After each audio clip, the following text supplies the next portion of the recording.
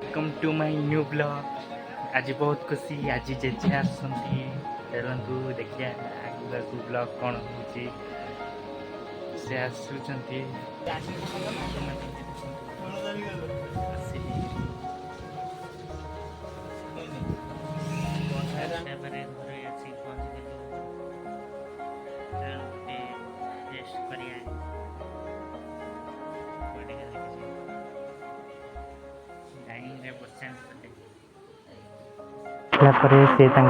घरे मु ड्यूटी के आसली से खुशी आज गोटे horror story Odia horror story चलते स्टोरी टी स्टार्ट करिया गोटे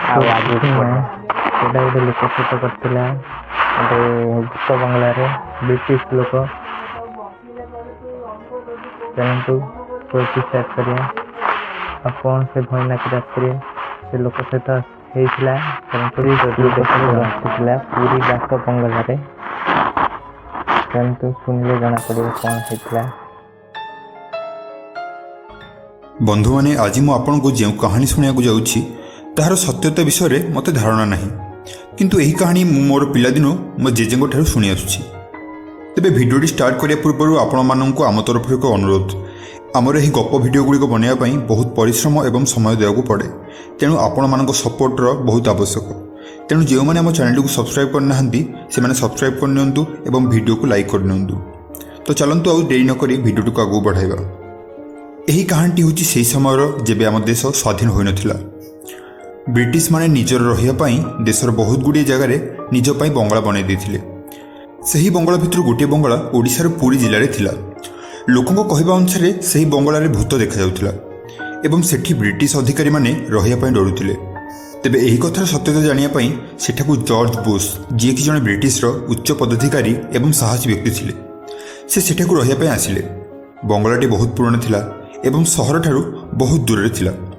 सेदिन जॉर्जकर से बंगलार प्रथम राति थिला। सेदिन से भूतर सत्यता को जानिया पाई न शोया निष्पत्ति नहीं। समय बीतिया लगिला। राति 10टा पुणी 11टा एमती हो गोटाए बाजिगला, किंतु से सेठी कौन सी भौतिक जिनस लक्ष्य करनथिले। से शोया निष्पत्ति नेले। से निज बिछना को शोया जाउथिले, हठात निज कबाटे ठक ठक हबार शुणिले। से खोली देखा पाइले जे सेठारे केही भी नथिले। से पुणी शोया आसिला बेलू पूर्वपरी रूम्र कबाट ठक ठक होबार लगिला। से एथर भी कबाट खोलला परे काहाकू पाइला नहीं। हठात रूम्र लाइट दबदब होबार लगिला।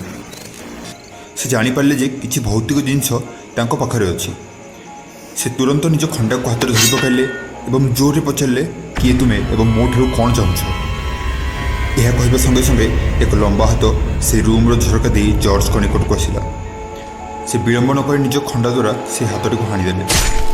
किछि क्षण पर अन्य एक हाथ से झरका दे जॉर्ज को निकट को आसला एवं से ताहाकू टिक टिक कर एवं यापर हठात एक विकटाल हस शुणा एवं आगरे एक आत्मा आविर्भाव होगला। यह देखि जॉर्ज स्तब्ध रहीगले। जॉर्ज जड़े साहसी व्यक्ति थे। से सही आत्मा को न डरी पचारे तुम किए एवं कौन पाई निरीह लोक डराउछ। यापर आत्माटी कांदिया लगिला एवं ता निज दुख विषय जॉर्ज को कहला। से कहला कि प्रति बहुत अन्याय होइथिला एवं ताको बहुत कष्ट दे ए कोठरे मारी दिया जाइथिला एवं से मध्य कहला जे से केबे भी लोक डराइबा चाहूला। से केवल निज दुख जणाइबा चाहूला, किंतु लोक मैंने ताको डरी ए घर छाड़ी चली जाउथिले। से आत्मा जॉर्ज को कहला जे एबे मध्य तार शव ए घर पछपटे पोता होइछि। शव सत्कार न होबा जोगु से अतुष्ट हो जाइछि। आत्मा जनक जॉर्ज को से शवटी को पोड़िया गुहारि कले। जॉर्ज से आत्मार कथा रखिले एवं संगे संगे ताकू सत्कार करने शव पोता होता जगह को गले। दीर्घ 2 घंटार परिश्रम पर एक कंकाल मिलला एवं से सेठी से कंकाल को सम्मान सह सत्कार करथिले एवं ताहापर ठारू से बंगलार कौन भौतिक कांड देखा जाई नथिला। तेबे आजिर भिडियोटी एइट रखिबा। जदि आपण मानक ए गपटी भल लागिला तेबे लाइक करनंतु एवं जे माने सब्सक्राइब करिया जमा भूलबेनी और बेल आइकन ऑन करिया जमा भूलिया। पुणी नुआ ब्लॉग नहीं आसबू। आसंता काली पुराना संक्रांति अच्छी निश्चय ब्लॉग हम ब्लॉग कौन हम कल जना बाय टेक।